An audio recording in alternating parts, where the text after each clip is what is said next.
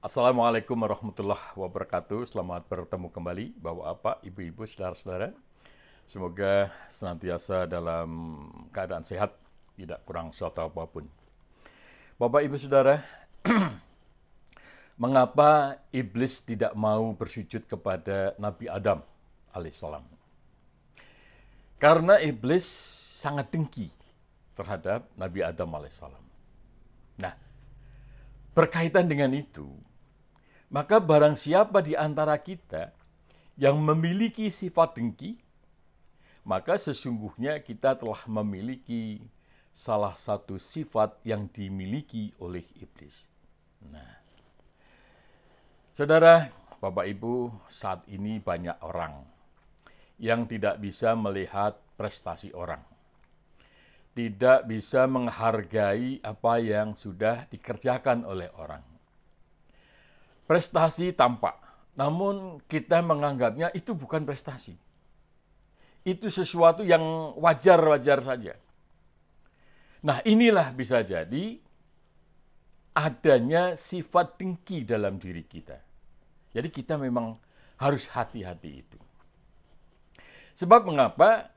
Kalau orang itu sudah masuk dalam kategori pendengki, wah itu sangat berbahaya. Apalagi kalau dengkinya itu sudah mengakar, sudah mengerak di dalam hati. Maka yang muncul dari kedengkiannya itu adalah dia akan menghasut, memprovokasi, menumbuhkan, mengajak orang-orang untuk apa? Membenci orang yang kita dengki. Kemudian bisa juga kita kemudian mengumbar kebohongan atau menuduh tanpa bukti, memfitnah, bahkan menumbuhkan permusuhan. Nah, ini yang bahaya sekali. Karena bila permusuhan itu sudah muncul, yang terjadi apa? Perpecahan. Yang terjadi adalah perpecahan. Dan ini sudah barang tentu tidak kita harapkan. Al-Qurtubi rahimahullah mengatakan, hasad atau dengki adalah dosa yang pertama kali dilakukan di langit dan di bumi. Di langit, yakni dengkinya iblis kepada Nabi Adam alaihissalam. Dan dengkinya di bumi adalah dengkinya Qabil terhadap Habil.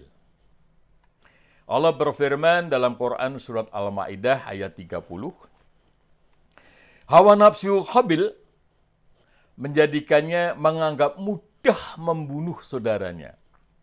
Sebab itu dibunuhnya lah. Maka jadilah ia seorang di antara orang-orang yang merugi. Nah, itu bahayanya bila kita memiliki sifat dengki. Karena bila kita sudah masuk ke dalam kategori seperti Habil, nah inilah yang akan terjadi. Permusuhan, pertengkaran, bahkan sampai pada seperti itu, pembunuhan. Pertanyaannya adalah begini, mengapa orang itu punya sifat dengki?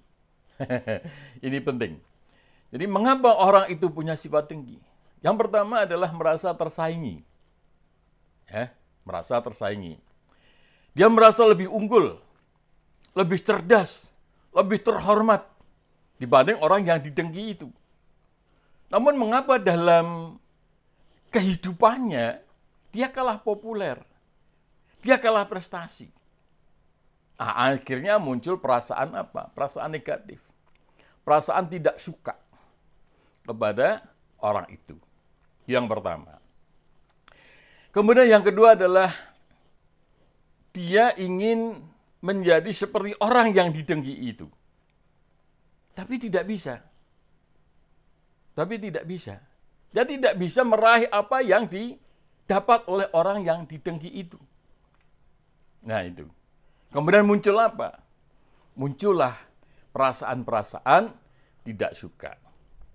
Yang ketiga adalah dia merasa lebih pandai, lebih terhormat, lebih cocok untuk mendapatkan nikmat itu. Namun mengapa justru nikmat itu ada pada dia?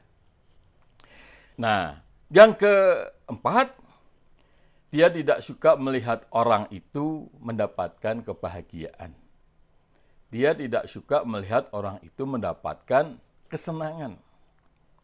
Gitu. Kemudian yang kelima, ya karena ketidaksukaannya itu, dia kemudian beranggapan bahwa dia adalah musuhku. Maka apapun yang dia lakukan tidak bagus. Dan itu harus dijatuhkan. Gitu.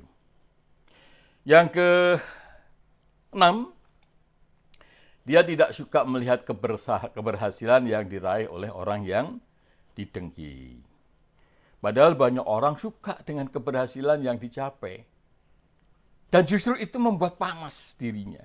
Nah, karena panas dirinya itu menyebabkan semakin tingginya, semakin besarnya kedengkian terhadap orang itu.